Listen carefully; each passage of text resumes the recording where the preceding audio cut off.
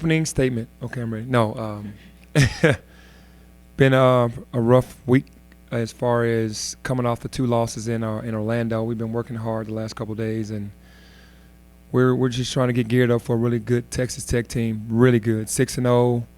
Watched a couple of their games where they've been down as much as 17 and still come back and win the game. They make you play the game the right way, and for the entire 40 minutes, not just in half. So we have our work cut out for us, and we got to be ready for the challenge. Any update on Lance? Man, I wish I knew. We need Lance. I wish someone would tell me something, but that young lady over there can tell you. Compliance. Penny, do you know what your starting lineup is going to be for Saturday's game? As of right now, it's the same. As the last one. Yes. Texas Tech is a team top 5 in the country, top 5 on defense. Is this going to be your toughest offensive challenge yet? Absolutely, because like I said, their coaching staff has put the culture, in, and they understand what they're playing for. There are no wasted minutes out of anyone on the floor. What I mean by that is when you're out there, you know exactly what you need to be doing at a high intensity, and there's not a lot of guys messing things up. They're not perfect, but they show a lot of things that a lot of teams don't when it comes to defense and how they move the ball. Well, we can't play one-on-one basketball. We can't take bad shots. We got to be smarter on the offensive end and really play our hearts out on the defensive end and end the defensive segment with a rebound. You mentioned they know the culture's in the they know what they're doing. The player knows their role, knows what they're doing. How do you get to that point? I know it's year one, 5, 6 games in, it's tough to get there now. Have you thought when you're on the roadmap how you eventually get to that point? Yeah, I think I'm starting to learn how to coach this team. You go in with one mindset, and you go and play a tournament, and you see how your guys respond and who does what and what makes them comfortable or uncomfortable, and you try to adjust because it's all about the players being comfortable. They all have jobs to do as well, but you start learning how to coach them, and you start putting in things, and you start defining roles. Okay, well, you've shown me that you can't do this, but you're continuing to try to do so, but you do this better. Let's try this. Your way didn't work because I give them so much freedom, and we got to kind of tighten up the reins a little bit if we're going to try to be successful against teams like Texas Tech.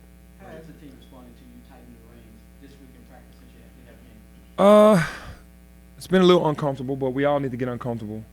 I think when you get uncomfortable that you're growing, and I understand that everybody wants to stay in their comfort zone, and we can't if we want to get better as a team.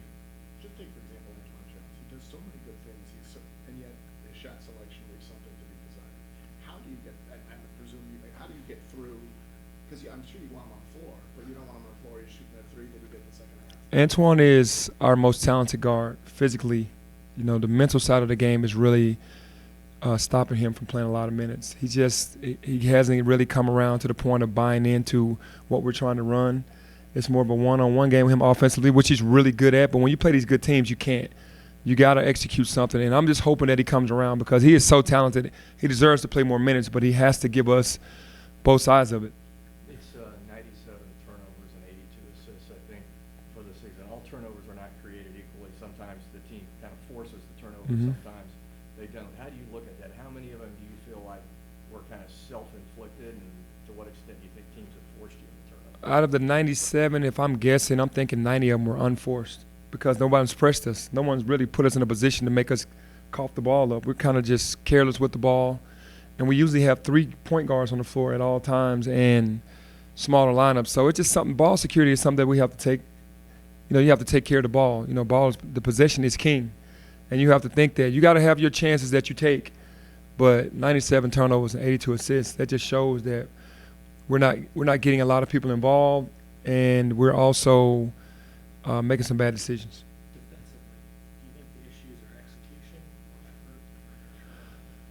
effort? I think it's more execution because if you buy into the plan of what we're doing and what we're teaching, then that will take away a lot of the things that teams have gotten on us. And we're teaching, and it's just a process that the kids, especially the younger guys, the freshmen, that they have to go through because only Alex understands the magnitude of how a team that I coach needs to play defense. And even he's not doing a great job of it, but he's doing better than most. And the rest of the guys, the freshmen, they're struggling with it a little bit. But we have to do it if we're going to beat any good teams. Jared Cole, Texas Tech is one of the best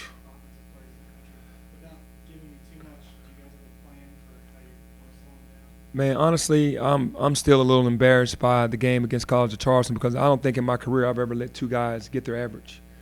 You know, I take pride in that, and somewhere along the line, I lost my way in that game because we knew what we needed to do and didn't get it done. So going into this game, we got to make him feel very uncomfortable. We got to make him do things that he doesn't want to do. We got to make him pass it instead of being the aggressor.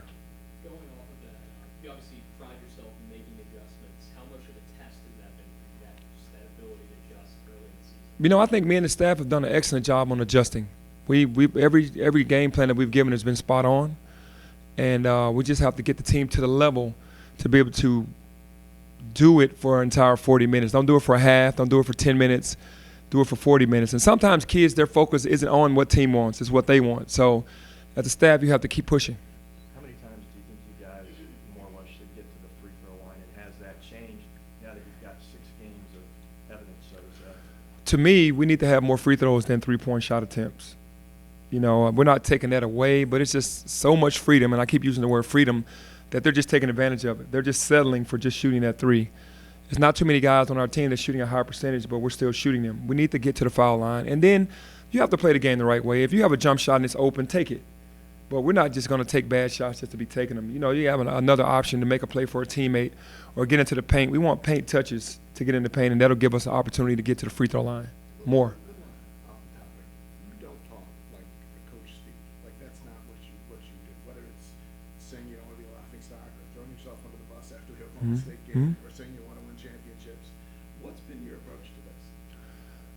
Just understanding that if we could do it together and we really believe in everything that we're doing and everybody comes together, that we can do some amazing things. And I really, truly believe that.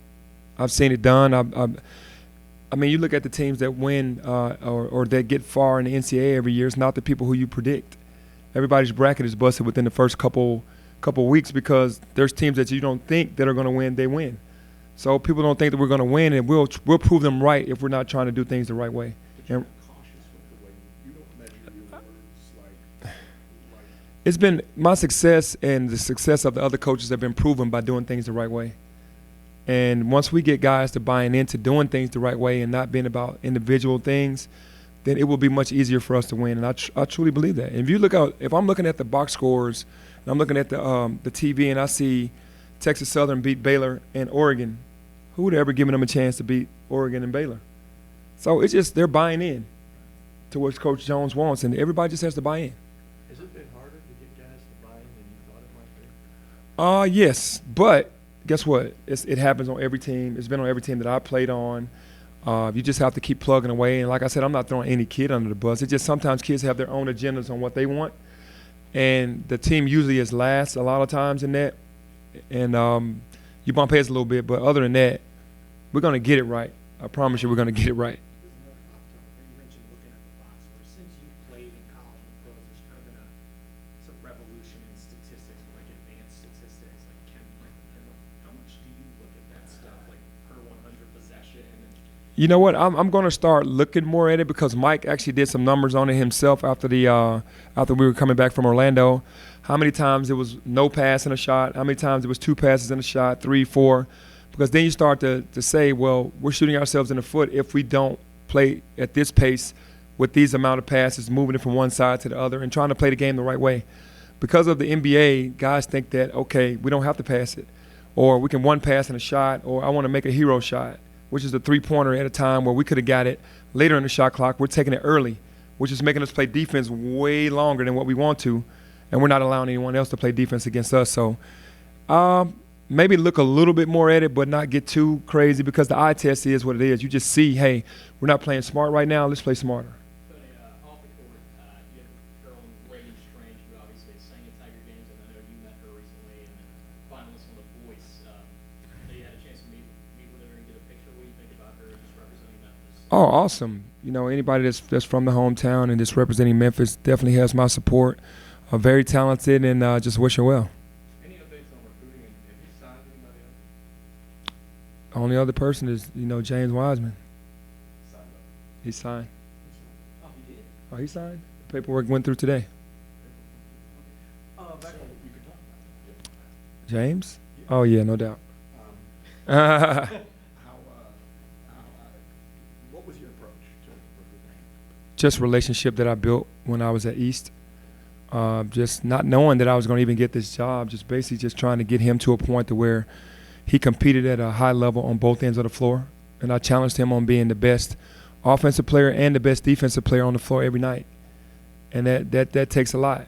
It takes a lot of effort. It takes a lot of preparation. It just doesn't start on that game night. You have to be in the best shape. So I leaned on my relationship with him a lot. What was your level of confidence when you started recruiting that he would end up in Memphis? You know, early on it was 100%. But then after he wanted to take some visits, I was like, you know, it's his choice and it is right to do so. Because I thought myself it was open and shut. Like, okay, I've coached him. He understands what he means to me, what I mean to him. But, you know, he had a right to do that, to go on those visits and see those other schools. But, you know, I was excited when he told me that he was going to go ahead and commit to us. In addition to, what does it mean symbolic? I mean, obviously on the court it can mean a lot, but also symbolically that you're able to get a player of this caliber. Yeah, I mean, you got the number one ranked player in the country. I don't know how many number one ranked players in the country have come to Memphis. I was ranked number one in the country coming out of high school, but it's like to be able to do that now, it's great because now other guys around the country are going to see that and go, wow, Memphis might be a place for us to go because James went there. The class, just as a whole, what will that mean for this? I mean, obviously, you're trying to win now, but how exciting? Yeah, I mean, I'm focused on now, but to be able to go and get Malcolm Dandridge, DJ Jeffries, and James Wiseman is amazing. It's setting the tone for where we want to go. And those are the guys that I know when they get here, they're going to understand what I want. And the culture will be, you know, they understand the culture coming in. Is that what you would tell people that I guess are saying, well, you got all this coming, so we don't have to worry about this year? Oh, no. I'm focused on this year. I can't worry about next year. I'm just such a competitor. I believe in these kids. I'm not giving up on them. And I'm all in right now. I can't wait till next year. I mean, I'm not going to say, hey, I'm waiting till next year. I really feel like if we come together like I know we will, then we'll shock a lot of people. You think James will have an impact on whoever else you might want to add to this class? Absolutely. I look at the situation that's going on right now at Duke. Those guys recruited each other. Coach K is awesome. Respect them totally, but those kids recruited each other. And that's what happens in today's game. The kids recruit one another. So hopefully he'll bring a couple more five-star guys with, you know, with them. What do you think about this unicorn gang stuff that he kind of brings with the Hey, I like that. I mean, you got to be unique. I've never seen a unicorn, have you? So it's amazing. Where were you when he made his announcement? I was actually here at the facility working out, and I saw it come on ESPN, and super excited. When did he tell you? He told me a couple of days before. Thanks. All right, thanks.